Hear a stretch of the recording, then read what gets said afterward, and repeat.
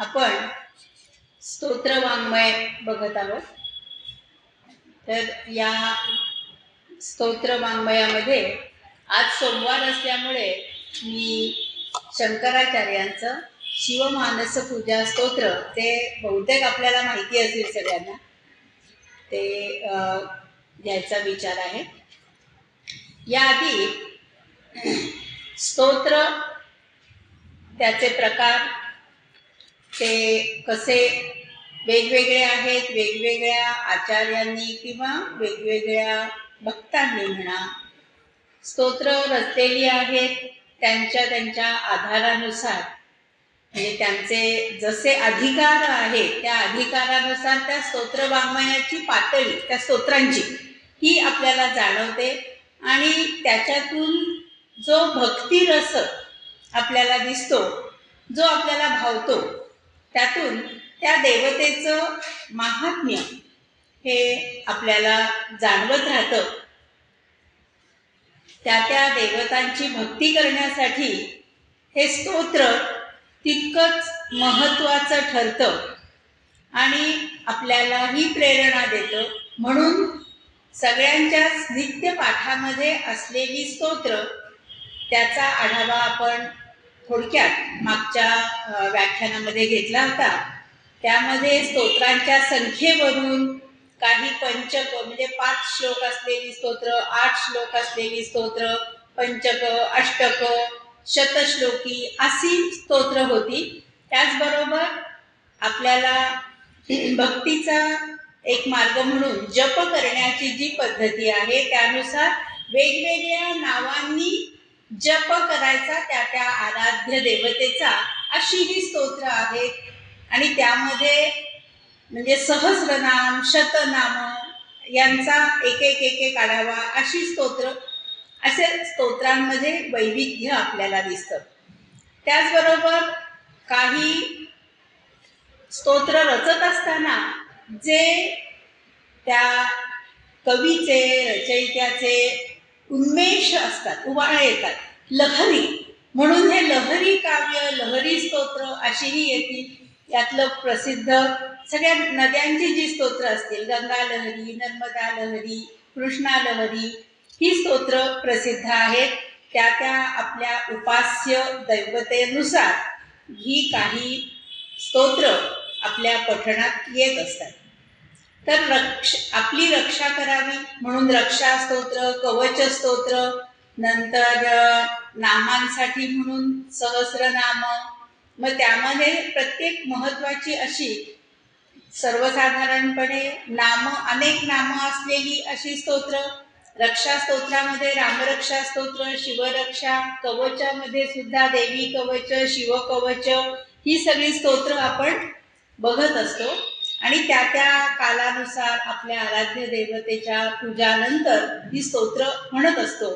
तर आज सोमवार आहे म्हणून शिव याच्यातलीच एक पायरी, म्हणजे मानस पूजा जी असते तीही केली जाते. ती एक पायरी आहे भक्ताची. त्याला सुद्धा केव्हा ही मानस पूजा शक्य असते, जेव्हा जीवाशिवाचं ऐक्य असं आपण म्हणतो, तसंच भक्त आणि भगवंत हे जेव्हा एकरूप होऊन जातात तेव्हा काही उरतच नाही. जेव्हा द्वैत असतं त्यावेळेला आपण त्याची पूजा करतो. पण मीच जर भगवंत असेल, ही भावना जर दृढ झाली, तर मग पूजा कशी होईल? पूजा विधी शक्यच नाही होणार. कारण जे काय आहे, जेव्हा माझ्याहून कोणीतरी वेगळं आहे तर त्याची आराधना, उपासना मी करीन, मीच माझी आराधना कशी करेन? अशी जेव्हा त्या भक्ताची पातळी येईल, म्हणजे जीवाशिवाचं ऐक्य जेव्हा साधलं जाईल, त्यावेळी त्या पातळीवर ती जी पूजा घडेल, ती पूजा म्हणून मानस पूजा हे एक अत्युच्च असं पूजेतला प्रकार असं आपल्याला म्हणावं लागेल. म्हणजे जेव्हा भक्त आणि भगवंत हे दोन न राहता एकच होईल, त्या पातळीवरची ही पूजा आहे. आणि अशी मानस पूजा करणारे साक्षात शंकराचार्य आहेत. आणि ह्या शंकराचार्यांचं म्हणजे मानस पूजा आपण बऱ्याच नंतर निघाल्यात, पण त्यातली सगळ्यात प्राधान्याने म्हणून जी मानली जाते ती शिवमानस पूजा शंकराचार्य विरचित आणि ती झाल्यानंतर ते मानस स्तोत्र शिवमानस पूजा स्तोत्र त्याचं ती मानस पूजा ही कशी केली आहे हे सांगणारं त्यांचं स्तोत्र आहे. हेही या छोटस आहे 5 श्लोकांचं, पण त्या स्तोत्र वाङ्मयामध्ये खऱ्या अर्थाने अगदी अत्युच्च पातळी गाठणारं असं हे स्तोत्र आहे. आणि म्हणून हे आज सोमवारही आहे म्हणून हे निवडलेलं आहे. तर पहिल्यांदा मात्र हे स्तोत्र वाचत असताना एक लक्षात घ्यायचंय, इथे आता भगवंत आणि भक्त असेही नाहीये. जे कारण शंकराचार्यांनी की ज्यांनी अद्वैत तत्वज्ञानाचे पुरस्कर्ते असलेल्या अशा शंकराचार्यांनी हे स्तोत्र रचलेलं आहे. त्यांचे अनेक स्तोत्र आहेत. स्तोत्र वाङ्मयामध्ये त्यांच्यासारखे स्तोत्र रचयिता आजवर नाही. ते खऱ्या अर्थाने आद्य आहेत. तत्वज्ञानातही जसे आहेत तसे स्तोत्र रचनेत सुद्धा ते आद्य शंकराचार्य आद्यच आहेत, प्रथम आहेत, अग्रणी आहेत. तर अशा शंकराचार्यांचं हे अत्युत्कृष्ट असं हे पंचश्लोकात्मक म्हणजे 5 श्लोक असलेलं असं शिवमानस पूजा स्तोत्र आज आपण बघणार आहोत. त्याची लय सुद्धा शांत अशी रत्नै कल्पितमासनं हिमजलैः स्नानञ्च दिव्यांबरं नानारत्नविभूषितं मृगमदा मोदाङ्कितं चन्दनं जाती चंपक बिल्वपत्र रचितं पुष्पञ्च धूपं तथा दीपं देवदयानिधे पशुपते हृत्कल्पितं गृह्यताम्. आता ही पूजा आहे. पूजा म्हटल्यानंतर प्रथम जे आहे ते पूजेला देवतेला केलायचं आवाहन, आसन द्यायचं. आसन झाल्यानंतर मग त्याला स्नान आणि वस्त्र ही सगळे पूजा विधी आहेत. आपल्याला सगळ्यांना षोडशोपचार पूजा माहिती आहे. तर त्या देवतेचं पहिल्यांदा त्याला आसन द्यायला पाहिजे ना, आवाहन करायचं आणि मग नंतर त्याला आसन द्यायचं. मग या मानस पूजेमध्ये आसन कसं आहे, मनानेच कल्पलेलं आहे सगळं. म्हणून रत्नैः कल्पितम आसनम, हे आसन रत्नजडित आहे, रत्नखचित आसन आहे. आणि मग आसन झाल्यानंतर स्नानासाठी हिमजलई, हिमालयातलं जल आणलेलं आहे. म्हणजे हिमालयात उगम कोणाचा आहे माहितीये, गंगा नदी. तर त्या हिमजलाचं स्नान आहे. त्या हिमजलाने स्नान सादर करतं शिवाला. आणि वस्त्र जे आहे दिव्य असं अंबर, अंबर म्हणजे वस्त्र. स्नानंच दिव्य अंबरम, दिव्य असं वस्त्र दिलेलं आहे. आसन झाल्यानंतर स्नान, स्नानानंतर मग वस्त्र आणि त्याच्यानंतर मग निरनिराळे त्या देवतेला घालायचे दागिने. त्यासाठी काय आले, पहिल्यांदा लेप लावायचा, चंदन आहे. नाना रत्न विभूषितम, अनेक रत्नांनी असलेलं असे अलंकार आणि चंदन. हे चंदन कसं आहे, मृगमदा मोदांकितम. मृगमद म्हणजे कस्तुरी, कस्तुरीचा आमोद म्हणजे सुवास. त्या सुवासयुक्त कस्तुरीच्या सुवासाने युक्त असलेलं असं चंदन, त्याचा लेप लावलेला आहे. आणि अनेक रत्नांनी निरनिराळी आभूषण घातली. हे झालं त्याचं म्हणजे वस्त्र अलंकार देऊन त्या देवतेला सुशोभित केलं. हे सगळं कसं आहे, मनानेच निर्माण केलंय म्हणून ते मानस आहे. रत्नै कल्पितम, हे सगळं मनाने सांगायचंय. तुला दिलं रे बाबा. हल्लीच्या काळामध्ये कसं असतं, काही पूजा करायला लागलो आपण, एखादं दिलं नाही की अमुकार्थे अक्षता, म्हणजे ते अक्षता असते सगळी. तसं इथे तीही नाहीये, तोही उपचार नाही, बाह्योपचार कुठलाच नाही. सगळाच मनाने संकल्प करायचा आहे. कारण देवता ही मनाचीच आहे आणि सगळं आपणच आहोत ना, ते मीच आहे सगळं. त्यामुळे तिथेच रत्नै नाना रत्न विभूषितम झाल्यानंतर आता फुलं व्हायची. तर ती फुलं कशी आहेत, तर वेगवेगळी फुलं आहेत. जाती चंपक बिल्वपत्र रचितम, म्हणजे जाई, चाफा आणि बेल ही फुलं पत्र हे वाहिलं. त्याचबरोबर धूप आणि दीप, धूप दीप हे दिले. आणि हे पशुपते, दयानिधे पशुपते, हे सगळं कसं आहे, हृत्कल्पितम, मनानेच निर्माण केलेलं, माझ्या हृदयाने निर्माण केलेलं, हे आपण स्वीकारावं. गृह्यता, हा पहिला श्लोक संपला. म्हणजे इथे हे सगळे उपचार झाले. आसन, स्नान, विलेपन, वस्त्र, नंतर धूप, दीप दाखवला. पुढचा उपचार म्हणजे नैवेद्य. मग नैवेद्यामध्ये काय आहे? तर नैवेद्याचं ताट सगळं भरलंय बाबा. आता सगळं कल्पायचंच आहे ना, मग वचने का दरिद्रता. सगळं रत्नांनी भरलेल्या अशा ताटामध्ये सौवर्णे नवरत्न खंड रचिते. सुवर्णाचं पात्र आहे आणि ते कसं आहे? नवरत्न खंड, 9 रत्नांच्या तुकड्यांनी निर्माण केलेलं असं, म्हणजे नुसतं सोन्याचं नाहीये, रत्न जडित असं सुवर्णाचं हे पात्र. त्या पात्रामध्ये काय आहे? घृत आणि पायस, तूप आणि पायस हे आहे. आणि अशा 5 प्रकारचं भक्ष्यम पंचविधम, 5 प्रकारचं भक्ष्य. भक्ष्य म्हणजे खाण्यास योग्य असलेलं असं 5 प्रकारचं हा भोग चढवलाय. हल्ली भोग चढवणं म्हणतात ना, नैवेद्य दाखवणं, तर तो भोग आहे. आता 5 प्रकार म्हणजे कुठले कुठले 5 प्रकार असतात? साधारण खाद्य, पंचपक्वान्न नाही, म्हणजे खाण्यास योग्य, पिण्यास योग्य, चाटणं, हे असे हे 5 प्रकार.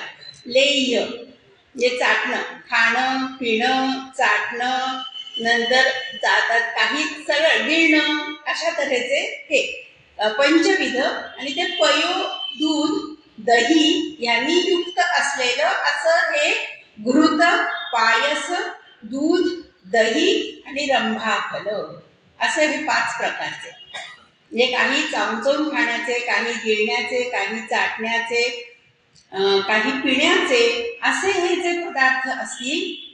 काही ते कळते ना, खाण्याचे विविध प्रकार, ते पंचविधम. रंभाफल म्हणजे केळ, आणि पानक पाणी, ही निरनिराळी भक्ष्य. शिवाय शाकानाम अयुतम जलम रुचिकरम. शाकानाम अयुतम, अनेक प्रकारच्या भाज्या युक्त असलेलं पाणी, रुचकर असं पाणी. आणि त्या पाण्यात कसं आहे?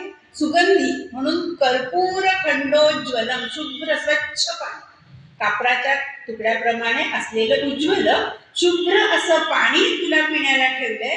आणि त्याचबरोबर काय आहे? चघळायचं आहे तांबूळ, विडा. हे सगळं मी रचलंय, निर्माण केलंय. तांबूलम मनसा मया विरचितम. तर वेगवेगळे तिथेही आपले इंद्रिय आणले, म्हणजे एकच आहे. आपण सगळ्याला मनाने म्हणतोय, पण तो शंकराचार्यात एकदा हृत्कल्पित म्हणतात, एकदा नुसतंच कल्पित. नंतर आता इथे मनसा विरचितम, मनाने मी तयार केलेलं, हे केलेला तांबूल. आणि कसा केलाय? मनाने केलाय, पण अत्यंत भक्तिपूर्वक, भक्तीने. म्हणून तू काय कर? हे प्रभू, तू याचा स्वीकार कर. आता त्याला सुद्धा कसं छान वाटतं. सौवर्णे नवरत्न खंड रचिते, पात्रे घृतम पायसम, भक्षम पंचविधम पयोदधियुतम, रंभाफलम पानकम, शाकानाम अयुतम, अयुतम म्हणजे पुष्कळ, जलम रुचिकरम कर्पूर खंडोज्वलम, तांबूलम मनसा मया विरचितम, भक्त्या प्रभो स्वीकुरु. आसन, स्नान, विलेपन, खाणं सगळं झालं. आता काय आहे? विश्रांती घ्यायला पाहिजे. पंचविध भक्ष्य झाल्यानंतर त्या देवतेचं, मग त्याच्यासाठी छत्रं चामरयोर्युगम व्यजनकम चादर्शकम निर्मलम. छत्र पाहिजे देवाला. आसन घेतलेलं आहे, पण त्याला छत्र. चामरयो युगम, छत्र आणि चौऱ्या, छान त्याचा व्यजनक म्हणजे पंखा. व्यजनकम च आदर्शकम, आरसाही, निर्मळ असा आरसा तुम्हाला बघायला. आणि त्याचबरोबर छान मनोविनोदनासाठी वीणा, भेरी, मृदंग, काहल कला, गीतंच नृत्यं तथा. आता त्याच्या मनोरंजनासाठी म्हणून वीणा, भेरी ही वाद्य आहे, आणि काहल, काहल याचा अर्थ ध्वनी. वीणेचा ध्वनी म्हणजे आवाज, भेरीचा आवाज, आणि हे कसे? काहल कला, वैशिष्ट्यपूर्ण आवाज म्हणून ते काहल कला.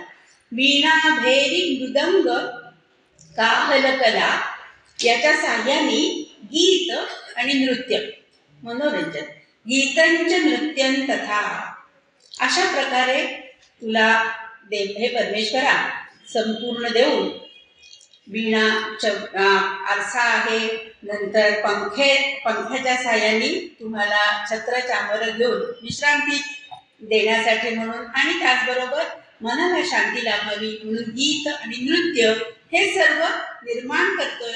आणि हे मी कसं आहे, अत्यंत विनम्र भावे म्हणून साष्टांग प्रणतीही, नमस्कार नमन कसं आहे, साष्टांग नमन आणि वेगवेगळ्या प्रकारची स्तुती. गीत जे आहे ते स्तुती गीत, स्तुती बहुविधा येतत् समस्तं मया.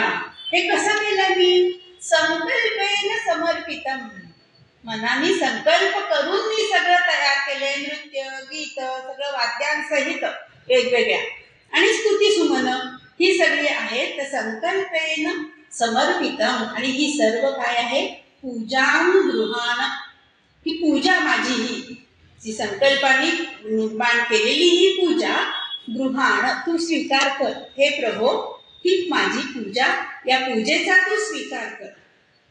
हा सगळा नेहमीच्या आपल्या षोडशोपचार पूजेमध्ये जे येतं हे सगळे उपचार आपण करतो. त्याला नंतर मग आरती करतो ना, ते आरती म्हणजेच ते वीणा घरी, आणि मग ते करत असताना टाळ मृदंग हे वाजवून तुम्ही जे करता, आणि भक्त नाचतो, कदाचित ते नृत्य म्हणजे काय, अशा अर्थाने सगळं म्हणजे वेगवेगळ्या प्रकारचं शास्त्रीय नृत्य आणि असं नृत्य नाही, देवापुढे केलं गेलेलं ते भावभक्तीचं नर्तन, हे निरनिराळ्या भावांचा आपला आविष्कार.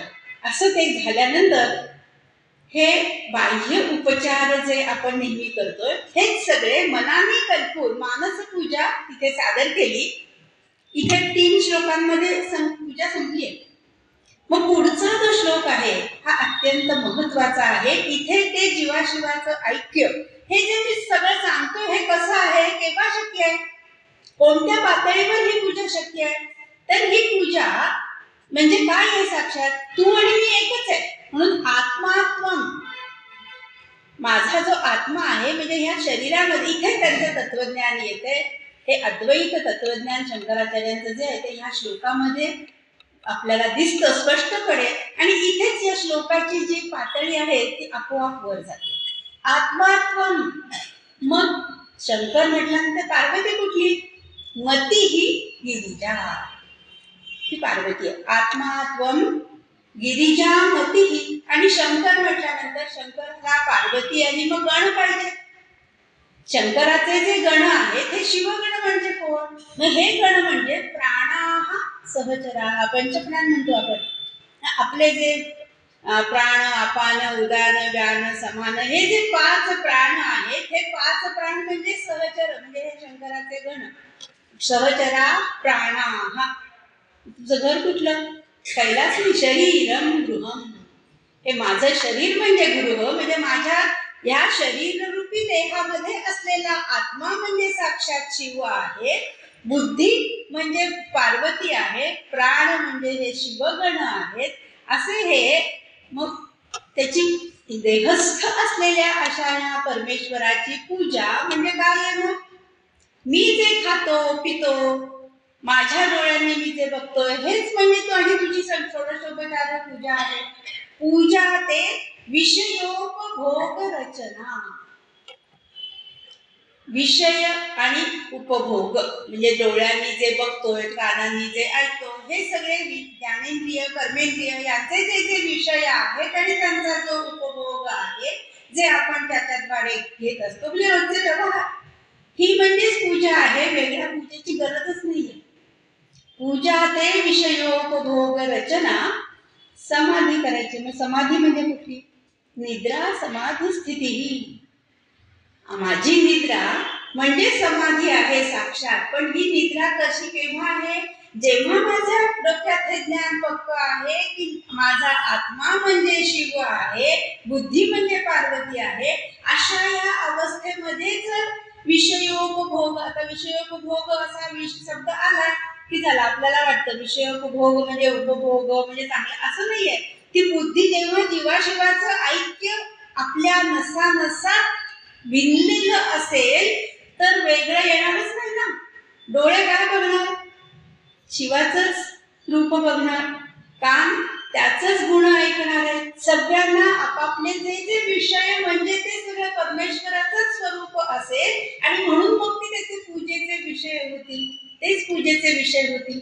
मला हे आवडतं, यात छान भजी बिजी आहेत. हे विषयोपभोग जे सामान्य मनुष्याचे असतील ते केव्हा होतील? कारण मी वेगळा आहे, मला हे लागतं, मला ते लागतं. इथे जेव्हा येते तेव्हा द्वैत भाव नाही, सगळं मी वेगळा आहे तसं नाहीये ना. की मी म्हणजे शंकराचं स्वरूप झालेलं असेल, शिव म्हणून जीव शिव जेव्हा तादात्म्य पावलं असेल तेव्हा त्याच्या ज्या ज्या म्हणून या देहाच्या कृती होती हे म्हणजे देवालयच झालं ना. आता शरीर म्हणजे देवालय जर झालेलं असेल तर त्यामध्ये सगळ्यात शुचिरभूतता आपोआपच आली आणि त्याची कृत्य ही तशी होती. म्हणून पूजा ते विषयोपभोग रचना आणि मग अशी समाधानाने शांत अशी निद्रा असेल तर निद्रा समाधी स्थिती ही. वेगळ्या प्रदक्षिणेची पण गरज नाही. पुन्हा हा आपला नेहमीचा विधी असेल तो म्हणजे संचार पदयोः, दोन्ही पायांचा संचार. जिथे जिथे मी जाईल तीच म्हणजे प्रदक्षिणा आहे. संचार पदयोः प्रदक्षिण विधी.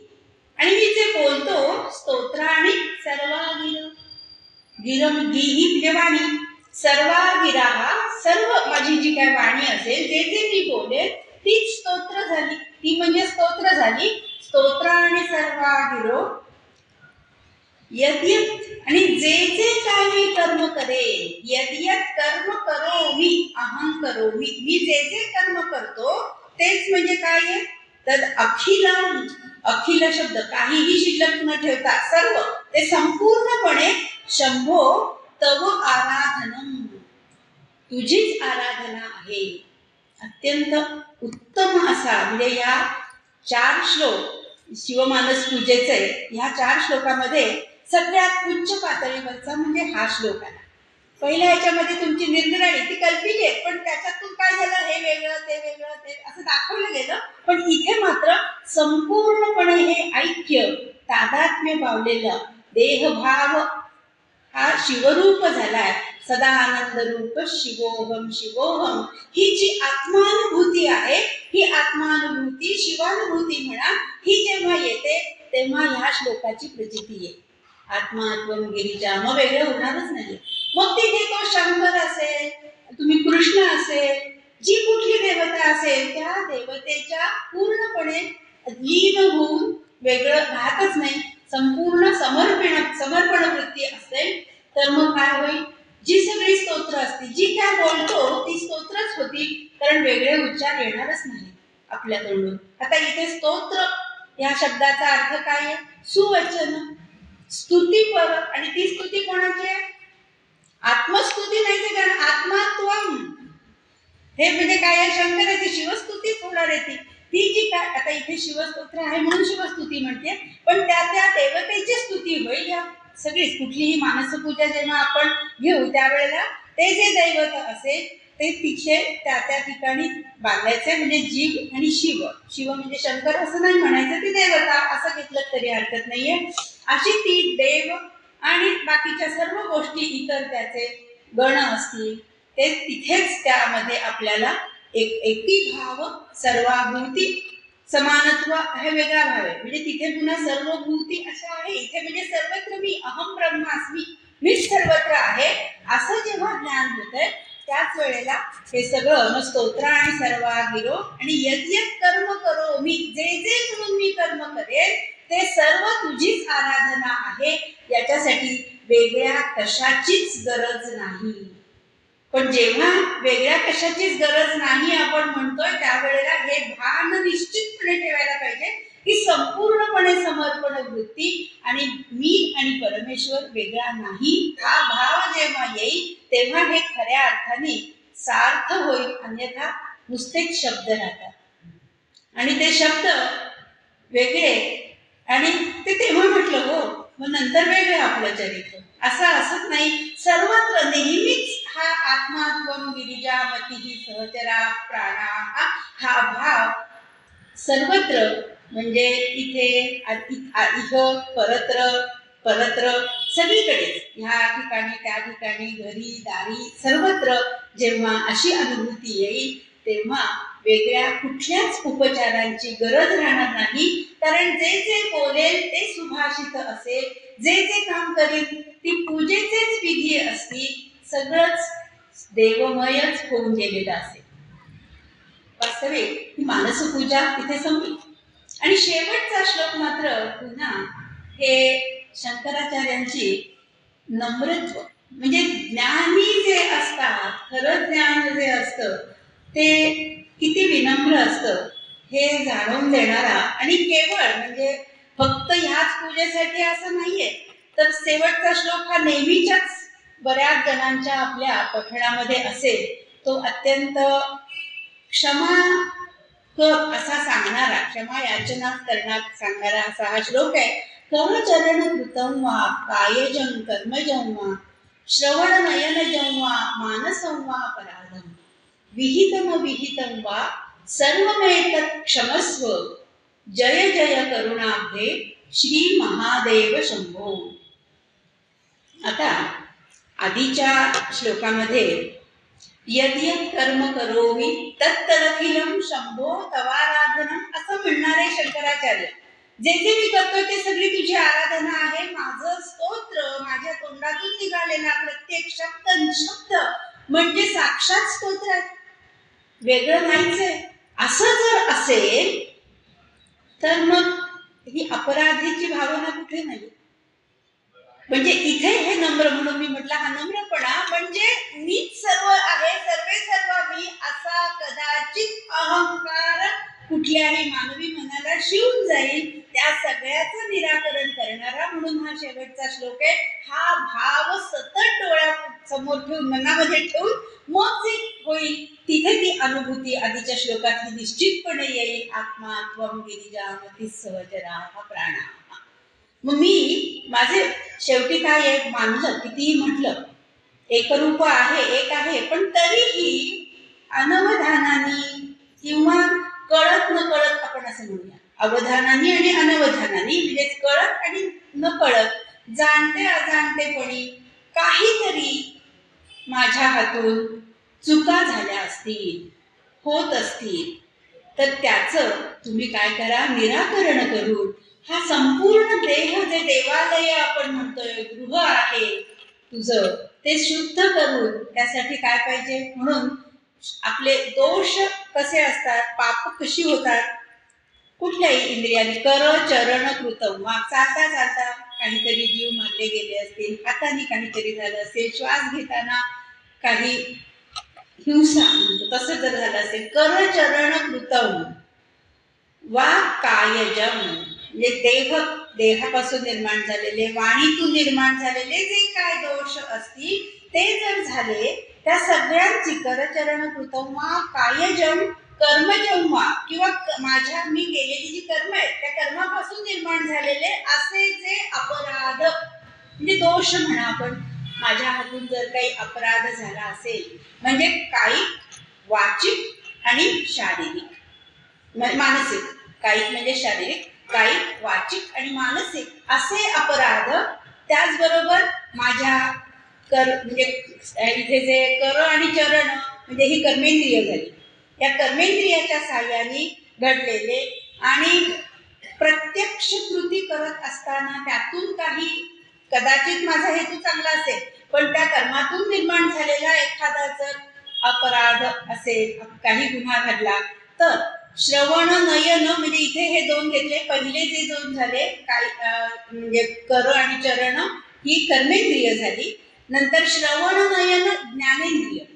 त्याच्यासाठीचे हे दोन आले. कर्मेंद्रिय 5 आहेत, ज्ञानेंद्रिय 5 आहेत, तरी पण त्यांनी उदाहरणा दाखल म्हणून ती दोन, म्हणजे कर्मेंद्रियांच्या साह्याने, ज्ञानेंद्रियांच्या साह्याने, प्रत्यक्ष कर्माच्या साह्याने, नंतर वाणीच्या साह्याने माझ्यातून जे जे काय पाप घडेल, अपराध, श्रवण नयन जेव्हा, आणि मन हे षष्ठ इंद्रियाने ना, मन हे 6वं इंद्रिय आहे, म्हणून ते मानस अपराध जर काही झाले असतील, विहित अविहित, म्हणजे कळत न कळत असं जे मी म्हटलं होतं, ते ह्या सगळ्यांच्या साह्याने कळत न कळत जे ठरवून किंवा न काही मुद्दाम केलेले किंवा विहित म्हणजे ठरवलं किंवा न ठरता झालेले असे जे असतील हे सगळे अपराध सर्वमेत क्षमस्व, सर्व प्रकारच्या अपराधांची मी क्षमा मागतो. आणि मग क्षमा कोणाची मागतोय म्हणून इथेही किती समर्पक विशेषण वापरलंय शंकराला. करुणाब्धे, अब्धी म्हणजे समुद्र, सागर, अप म्हणजे पाणी आणि त्याचा धी म्हणजे साठा, पाण्याचा साठा असलेला म्हणजे समुद्र. हे करुणारूपी सागरात, करुणा सागर, दया सागर आपण म्हणतो ना, तसं करुणाब्धे श्री महादेव शंभो, हे दयेचा सागर असलेले आहे शंकरा. माझ्या हातून जे जे काय काया वाचा मन कामातून किंवा नुसत्या संकल्पातून जर काही पाप घडलेलं असेल तर होत असेल, होणार असेल, विहित आणि अविहित असं जे असेल, या सगळ्यांसाठीच मी क्षमा मागतोय.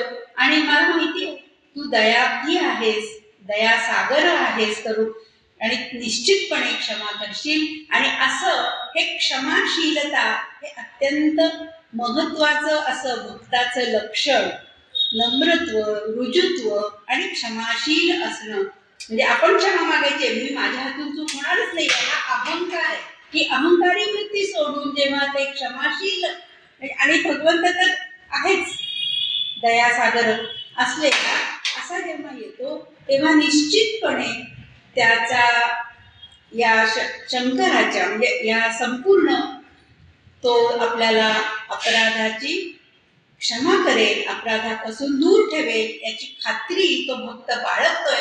आणि अशा तऱ्हेने हे 5 श्लोकांचं शिवमानस पूजा आहे. अत्यंत सोपी आहे. हे मोठं असलं त्यातलं वृत्त तरी ते शांत वृत्ती दाखवणारं असं हे वृत्त आहे. आणि त्यामुळे अक्षर त्यातले शब्द हेही अतिशय भावपूर्ण असलेली अशी ही शिवमानस पूजा. याचप्रमाणे याचाच दाखला घेऊन नंतर अनेक मानस पूजाही रचल्या गेल्या.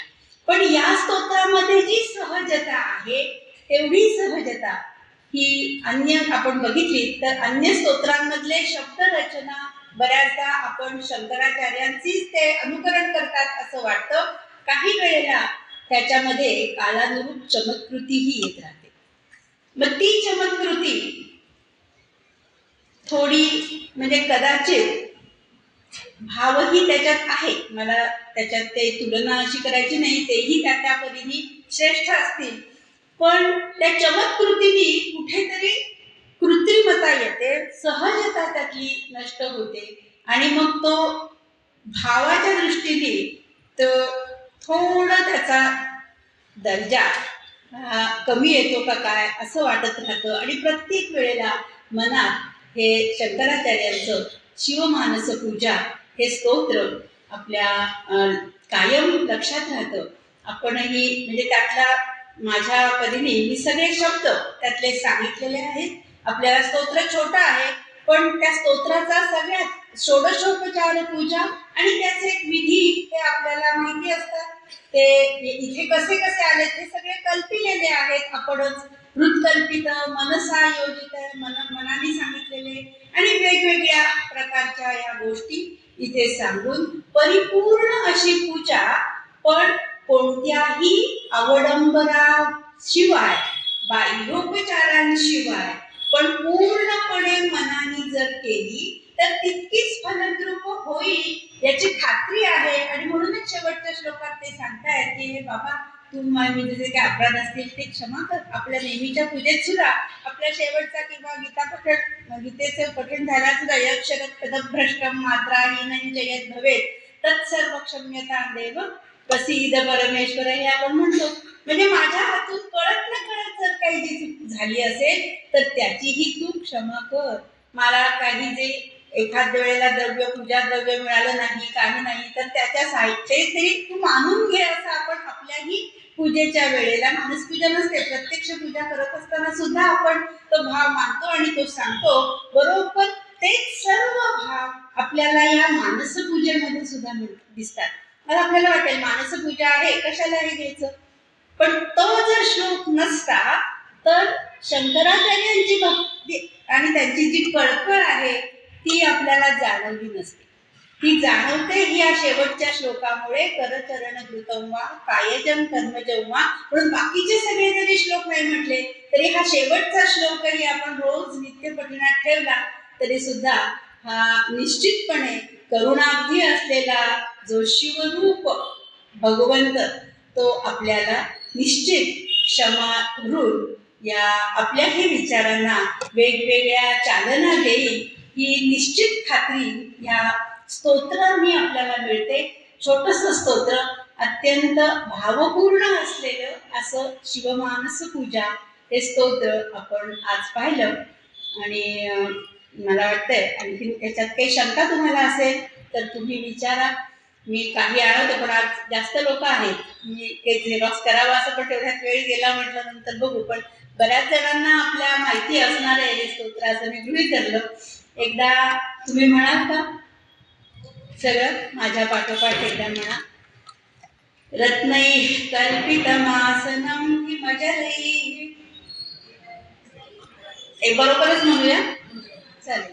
रत्नैः कल्पितमासनं हिमजलैः स्नानैश्च दिव्याम्बरं नानारत्नविभूषितं मृगमदामोदाङ्कितं चन्दनं जाती चंपक बिल्वपत्र रचितं पुष्पं च धूपं तथा दीपं देवदयानिधे पशुपते हृत्कल्पितं गृह्यताम्. सौवर्णे नवरत्नखण्डरचिते पात्रे घृतं पायसं भक्ष्यं पञ्चविधं पयोदधियुतं ब्रह्माफलं पानकम् शापानामयुतं जलं रुचिकरं कर्पूरखण्डोज्ज्वलं ताम्बूलं मनसा मया विरचितं भक्त्या प्रभो स्वीकुरु.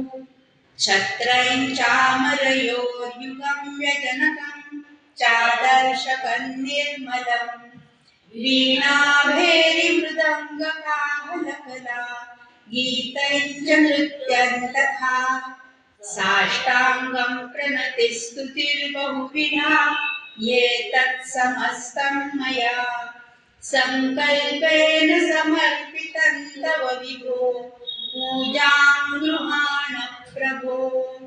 आत्मा त्वं गिरिजामतिः सहचरा प्राणाः शरीरं गृहम् पूजा ते विषयोपभोगरचना निद्रा समाधिस्थितिः संचारः पदयोर्प्रदक्षिणविधिः स्तोत्राणि सर्वा गिरो यद्यत्कर्म करोमि तत्तदखिलं शम्भो तवाराधनम्. करचरणकृतं वा कायजं कर्मजं वा श्रवणनयनजं वा मानसं वापराधं विहितं वा सर्वमेतत् क्षमस्व. जय जय करुणाब्धे श्री महादेव शंभो. श्री महादेव शंभो. जय. इथे शेवटच्या श्लोकामध्ये वृत्त बदललेलं आहे. साधारणपणे जी महाकाव्याची पद्धत होती तो संपताना त्याचं वृत्त बदलायचं तीच पद्धत शंकराचार्यांनी इथे ठेवली आहे. मग आणखी सांगायचं झालं तर ते पठण करताना म्हणून ते चालीत थोडा फरक पडतो. थांबूया. आज वेळेच्या आधी आपलं संपलेलं आहे पण शंका ते म्हणताना शब्द समजले ना सगळे अर्थ आणि श्लोक त्याचे ठीक आहे. म्हणजे पठण करत असताना आपल्याला त्याचा अर्थ समजला की आपोआप मग आपला त्याचा भाव निर्माण होतो. म्हणून पुढच्या वेळेला आता महाशिवरात्र नंतर असेल त्यावेळेला फेब्रुवारी महिन्यात. त्यामुळे शिवमहिम्न स्तोत्र ते अर्थातच सगळं होणार नाही पण त्यातले काही श्लोक आपण बघायचे आहेत. ते महत्वाचे जे आहे स्तोत्रांमध्ये जे महिम्न स्तोत्र शिवाच्या बाबतीतलं शिवमानस पूजा ही वेगळी आहे. महिम्न स्तोत्र हे वेगळं होतं. नंतर रक्षेमध्ये रामरक्षा स्तोत्र, सहस्रनामामध्ये विष्णू सहस्रनाम, ही एक एक महत्वाची अशी स्तोत्र आहेत. ती तुम्हाला जशी हवी तशी आपण त्या थोडक्यात त्याचं काही स्वरूप असं आपल्याला बघता येईल. फक्त हे मानसपूजेचं छोटं होतं, त्यामुळे आपलं संपूर्ण स्तोत्र आपल्याला बघता आलं. पण यानंतर मात्र सगळ्याच वेळेला सगळे बघता येईल, पण काही महत्वाचे भाग आपण निश्चित करू. धन्यवाद.